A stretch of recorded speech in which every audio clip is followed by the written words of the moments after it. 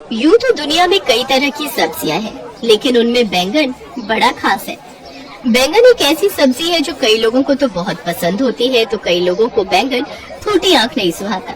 लेकिन ये कहानी एक ऐसे गरीब लड़के कालू की है जिसे बैंगन, खास तौर पर बैंगन का भरता कुछ ज्यादा ही पसंद था। मगर समस्या ये थी कि बैंगन खरीदने के लिए उसके पास पैसे ही नहीं होते थे। फिर एक सुबह, बाप रे, सुबह हो गई। उठ जा बेटा कालू, जल्दी काम पर जाना पड़ेगा वरना आज भी भूखा ही रहना पड़ेगा। हे भगवान, आज अगर कुछ पैसों का जुगाड़ हो जाए तो शाम को बैंगन का भरता बनाकर खाऊंगा। कालू अपनी टूटी फूटी झोपड़ी में अकेला ही रहता था। न उसके आगे कोई था और न ही उसके पीछे। वो दिन भर कचरा बिनता और फिर शाम को उसे बेचकर जो पैसे मिलते उन पैसों से अपने लिए कुछ खाने को खरीद लेता। कालू को बैंगन बड़े ही पसंद थे। आज भी उसका मन बैंगन का भरता खाने का कर रहा था। वो जल्दी से उठा और फौरन कचरा बिनने निकल पड़ा। पूरा दिन वो कचरे से लोहा बिनने की कोशिश करता रहा, लेकिन उसे इतना भी लोहा नहीं मिला कि वो एक वक्त के खाने का इंतजाम कर सके। हे भगवान, आज भी भूखा ही रहना पड़ेगा क्या? बहुत तेज भूख लगी है। कालू थका हारा अपनी झोपड़ी की तरफ बढ़ चला। उसे बहुत भूख लगी थी। रास्ते में सब्जी मंडी के पास वो कुछ पल के लिए रुक गया। कालू ने देखा कि सामने एक सब्जी वाला बैंगन बेच रहा था। उसके पास खूब बड़े बड़े और चमकीले बैंगन रखे थे। उन बैंगनों को देखकर कालू के मुंह में पानी आ गया। वो फौरन सब्जी वाले के पास गया और बोला, भैया ये बैंगन क्या भाव दे रहे हो? 50 रुपए किलो भैया। अरे बाप रे, इतना महंगा। अब एक बैंगन कितने का मिलेगा? देख नहीं रहा है कितना बढ़िया और बड़े बड़े बैंगन है। हर बैंगन कम से कम आधा किलो का है, तो कम से कम 25 का तो होगा एक बैंगन। कालू ने अपनी जेबें टटोली तो उसमें सिर्फ 5 रुपए निकले। कालू समझ गया कि अक्खड़ सब्जी वाला उसे 5 रुपए में तो बैंगन देने से रहा। कालू वहाँ से चला गया और उसी सब्जी वाले से कुछ ही दूरी पर जाकर बैठ गया। लेकिन उसकी नजर उन चमकीले बैंगनों से हट ही नहीं रही थी। उधर दूसरी तरफ लोग धड़ाधड़ आकर सब्जी वाले से बैंगन खरीद रहे थे। जब शाम होने लगी तो सब्जी वाला अपना सामान समेटने लगा। उसके पास अब सिर्फ एक ही बैंगन बचा था, और वो भी इसलिए क्योंकि वो बैंगन थोड़ा मुरझाया हुआ था। शायद इसीलिए उसे किसी ने नहीं खरीदा। सब्जी वाले ने देखा कि कालू अभी भी वहाँ बैठा था। कालू को देखकर उसका दिल पसीज गया और उसने कालू को आवाज लगाई, ओ लड़के, इधर आ। हाँ जी भैया। ये एक बैंगन बचा है मेरे पास, थोड़ा मुरझाया हुआ है, तुझे अगर लेना है तो बता। हाँ हाँ, लेना है।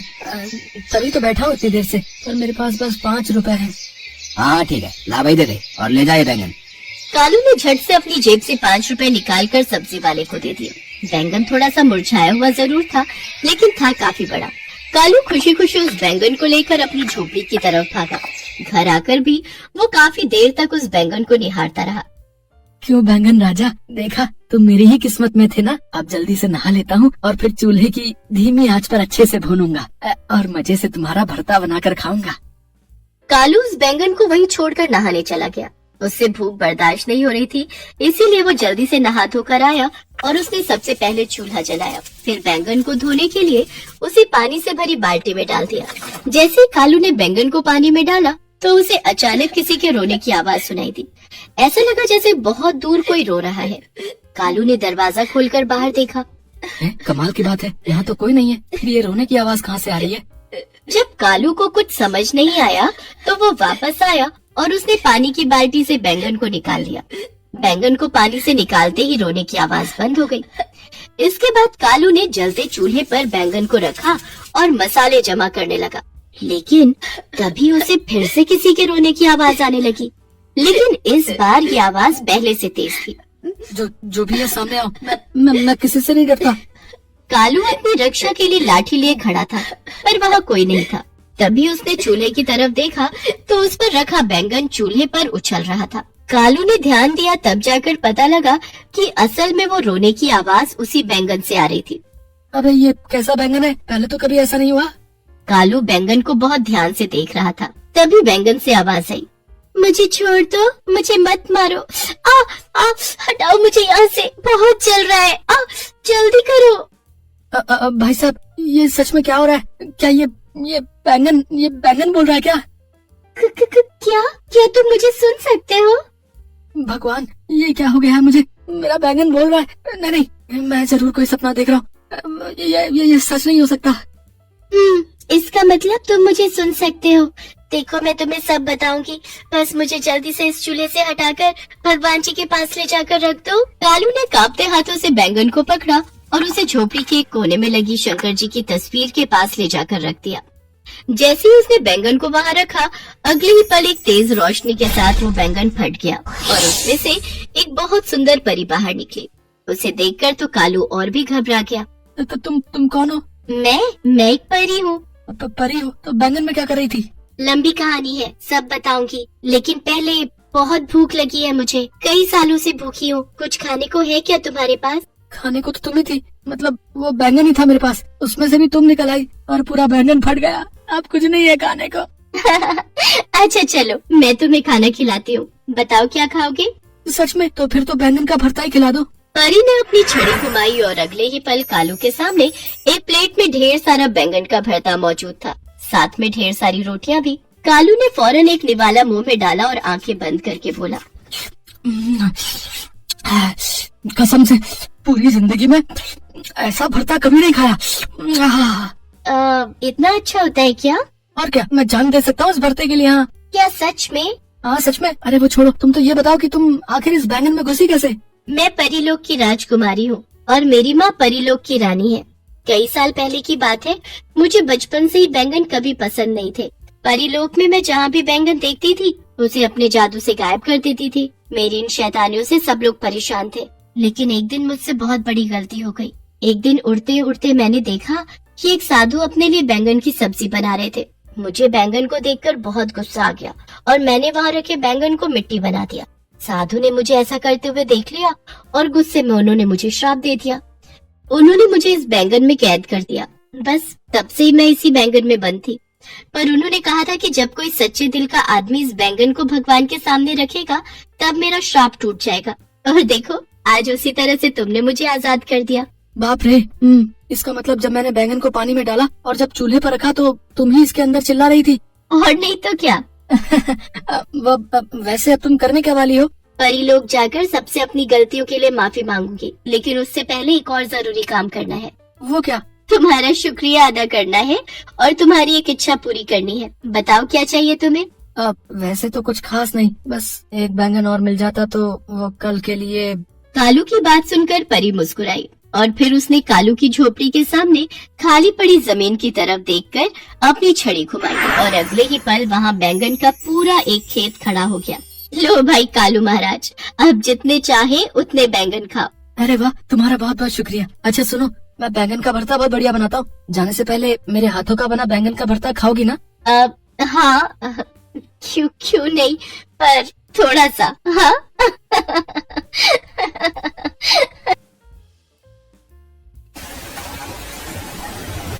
रेखा और मदन घर के अंदर एक कोने में बैठे हुए हैं क्योंकि बाहर बहुत बारिश हो रही है और उनकी छत से बारिश का पानी घर के अंदर आ रहा है। ये तो हर बार का है, अब घर के अंदर पानी भर जाएगा। एक दिन बारिश होती है तो छत पर पानी जमा हो जाता है। छत की मरम्मत करनी होगी। कैसे करें मरम्मत? पैसे हो तब ना। यहाँ तो खाने के पैसे तक नहीं है। मदन और रेखा इस बात से बहुत परेशान है। रेखा की सास बिमला बीमार है, वो चल नहीं पाती है, इसीलिए परेशानी 10 गुना बढ़ जाती है।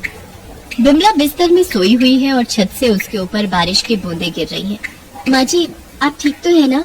कहाँ ठीक हो बहू, सोचा था जिंदगी के आखिरी कुछ साल आराम से बीतेंगे, लेकिन ये तो उल्टा ही हो रहा है। इन लोगों की हालत इतनी खराब नहीं थी। मदन अपनी नाव लेकर नदी से मछली पकड़ता था और बाजार में बेचता था। तब मदन की अच्छी कमाई होती थी। वो हर रोज 500 रुपए घर लाता था। बिमला भी बीमार नहीं थी। तब तीनों खुश थे। रेखा, अरे ओ रेखा, अरे ये देख मैं क्या लेके आया हूँ। अरे बाप रे, इतनी बड़ी मछली! वाह बेटा, तू कितना ख्याल रखता है हमारा। मछली लेकर रेखा रसोई चली गई। बिमला अपना कमरा साफ करने लगी और तभी अचानक से भूकंप आ गया। तब उन लोगों का घर बांस और मिट्टी से बना हुआ था। वो घर भूकंप सह नहीं पाया और वो गिर पड़ा।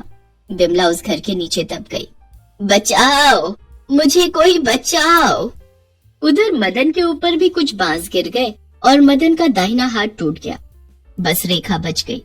रेखा ने बिमला को निकाला तो पता चला उसके दोनों पैरों में बाहरी जख्म आए हैं। उसके बाद से बिमला चल नहीं पाती। मदन का हाथ ठीक नहीं हुआ। जो भी कुछ बचे पैसे थे उसी से नया छत वाला घर बनाना पड़ा। लेकिन उसके बाद से मदन ज्यादा मछली नहीं पकड़ पाया। मदन नदी में नाव लेकर जाता तो बाकी मछुआरे उसका मजाक उड़ाते। क्या मदन भाई, एक हाथ लेकर कितनी मछली पकड़ लोगे भैया, हैं? अब क्या करें, काम चलाने लायक हो जाए तो यही बहुत है। ऐसी ही जिंदगी चलती रही और कुछ दिनों बाद बारिश से छत पर पानी जमा होने लगा। वो लोग और ज्यादा परेशान हो गए। सुनिए जी, घर में खाने के लिए कुछ नहीं है, कुछ पैसे चाहिए थे। कहाँ से लाऊं पैसे? एक हाथ से दिन में 3-4 ही मछली पकड़ पाता हूँ। छत भी ठीक करनी है, क्या करूँ कुछ समझ में नहीं आ रहा है। माँ जी की तबीयत भी बहुत खराब है। ठीक है, अब जाइए, मैं महाजन से पैसे उधार लाती हूँ। पैसे तो मैं दे दूंगा, लेकिन मुझे 1 महीने के अंदर पैसे वापस चाहिए, वो भी सूद समेत, समझ गई? ठीक है, मैं पैसे लौटा दूंगी। रेखा महाजन से 1 महीने के राशन के पैसे लाई। हे भगवान, ये क्या हो रहा है? अब खाने के लिए भी पैसे उधार लेने पड़ रहे हैं। चिंता मत कीजिए माँ, मैं कुछ भी करके पैसे लौटा दूंगी। कैसे लौटाओगी? पैसे आएंगे कहाँ से? मदन भाई, आजकल लोग तालाब में मछली की खेती कर रहे हैं, उसमें बड़ा पैसा है और हमारी तरह इतना मेहनत भी नहीं है। तो फिर आप भी कीजिए ना, तालाब हो तब ना। वही बात है, हम गरीब लोग हर तरफ से मारे जाते हैं, हमारा कुछ नहीं हो सकता। मदन दुखी होकर घर लौट आया और रेखा को भी मछली की खेती के बारे में बताया। रात को फिर से बारिश शुरू हो गई। घर के अंदर पानी टपकने लगा। हे भगवान, ये तो अब रोज का हो गया है। पता नहीं मैं कब मरूंगी, कब मुक्ति मिलेगी मुझे इस दर्द से।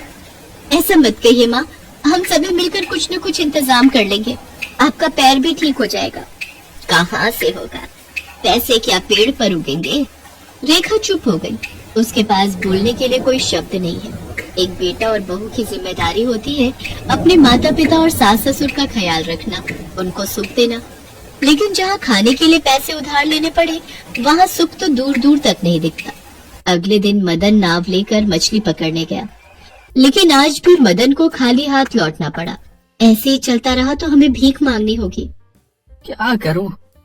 पहले 3-4 मछली तो पकड़ पाता था, लेकिन अब वो भी नहीं हो रहा है। ऐसे ही 1 महीना बीत गया। मदन को एक भी मछली नहीं मिली। महीने के आखिरी दिन में मदन जाल लेकर नाव के ऊपर बैठा रहा। मदन ने पानी में जाल फेंका, लेकिन उसमें कोई बड़ी मछली नहीं फंसी। उसमें बहुत सारी छोटी छोटी मछलियों के बच्चे फंस गए। हे भगवान, इन मछलियों के बच्चों का मैं क्या करूं? इन्हें कौन खरीदेगा? जो भी है यही मिला है, यही लेकर घर चलता हूँ। मदन वही लेकर घर गया और तभी महाजन आ गया। रेखा, मेरे पैसे कहाँ हैं? महाजन साहब, हमारे पास पैसे नहीं है। मुझे पता था कि तू पैसे नहीं दे पाएगी। मैं तेरी नाव उठाकर ले जा रहा हूँ, उसी को बेचकर पैसे मिलेंगे। ये बोलकर महाजन नदी के पास चला गया और वहाँ से मदन की नाव लेकर किसी दूसरे मछुआरे को बेच दी।